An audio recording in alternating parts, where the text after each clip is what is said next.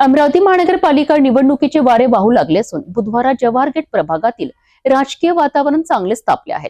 शिवसेना शिंदे गटाचे उमेदवार कोमल बद्रे, सुनंदा पांढरे आणि राजा खारकर यांनी प्रभागात जोरदार पदयात्रा काढून शक्ती प्रदर्शन केले। घरोघरी जाऊन मतदारांच्या गाठी भेटी घेत त्यांनी विजयाचा आशीर्वाद मागितला आहे। पाहूया या संदर्भातील सविस्तर रिपोर्ट। अमरावतीच्या बुधवार जवाहर गेट प्रभागात शिवसेना शिंदे गटाच्या उमेदवारांनी प्रचारात मोठी आघाडी घेतली आहे। उमेदवार कोमल बद्रे, सुनंदा पांढरे आणि राजा खारकर यांनी आज माता खिडकी आणि औरंगपुरा परिसरात भव्य पदयात्रा काढली। या पदयात्रेमध्ये शिवसेनेचे अनेक ज्येष्ठ पदाधिकारी, उत्साही कार्यकर्ते आणि स्थानिक नागरिक मोठ्या संख्येने सहभागी झाले होते। पदयात्रेदरम्यान उमेदवारांनी प्रत्येक घरापर्यंत पोहोचून मतदारांशी थेट संवाद साधला आणि त्यांच्या समस्या जाणून घेतल्या। विशेषतः महिला उमेदवार कोमल बद्रे यांनी महिला मतदारांकडून उत्स्फूर्त प्रतिसाद मिळताना दिसत आहे। यावेळी बोलताना कोमल बद्रे यांनी प्रभागाच्या सर्वांगीण विकासाचे आश्वासन दिले। जनतेने दिलेल्या संधीचे सोने करू आणि त्यांच्या अपेक्षांवर नक्कीच खरे उतरू असा विश्वास त्यांनी व्यक्त केला आहे। सिटी न्यूजशी बोलताना त्यांनी आपले पुढील लक्ष्य काय असेल याचीही माहिती दिली आहे। नागरी सुविधा आणि प्रभागाचा कायापालट हीच आपली प्राथमिकता असल्याचे त्यांनी यावेळी नमूद केले। जय महाराष्ट्र, जय शिवराय। आम्ही प्रभाग क्रमांक 14 चे उमेदवार राजादादा खारकर ब गट, कोमल संतोष बद्रे क गट, नाही सॉरी चुकले, ड गट मधून स्टार्टिंग। जय महाराष्ट्र, जय शिवराय, जय श्रीराम।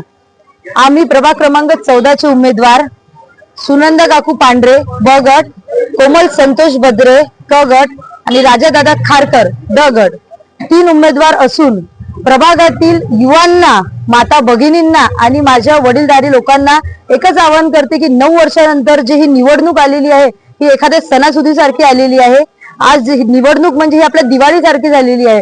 तर माझ्या सर्व मतदार लोकांना विनंती आहे आणि आव्हान आहे की तुम्ही या वेळेला नवीन लोकांना संधी द्या आणि स्थानिक उमेदवारांना संधी द्या, जेणेकरून ते प्रभागाचा विकास करतील।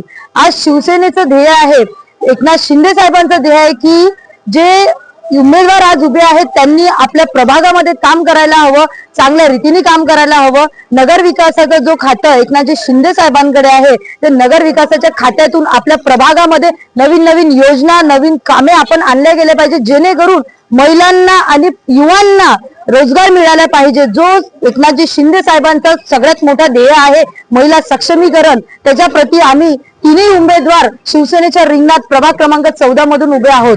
आणि येणाऱ्या युवा पिढीला माझं एक आव्हान आहे की तुमच्यापैकी उद्या कोणीतरी लोकप्रतिनिधी असेल तर त्यामुळे युवांना तुम्ही संधी द्या। जे होते, जे आहेत आणि जे राहणार हे राहणारच, कारण हे धनाढ्य आणि बलाढ्य हे आधीपासूनच आहेत, परंतु जे सर्वसामान्य मधून जे आज उभे आहेत तुम्ही त्यांच्या पाठीशी उभे राहा, कारण हे तुमचं उद्याचं फ्युचर राहील।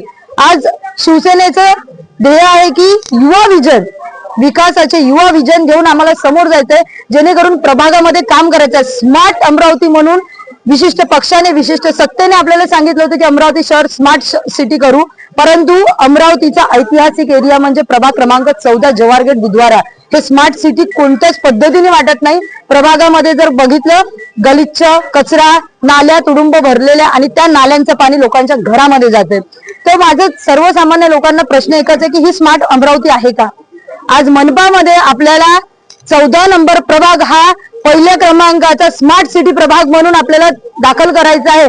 त्यासाठी माझ्या सर्व लोकांना, माझ्या माता भगिनींना आणि बंधूंना विनंती आहे की आम्हाला जास्तीत जास्त प्रमाणात यशस्वी करा। आव्हान देते मी त्यांना की जास्तीत जास्त प्रमाणात शिवसेनेच्या उमेदवारांना मतदान करा।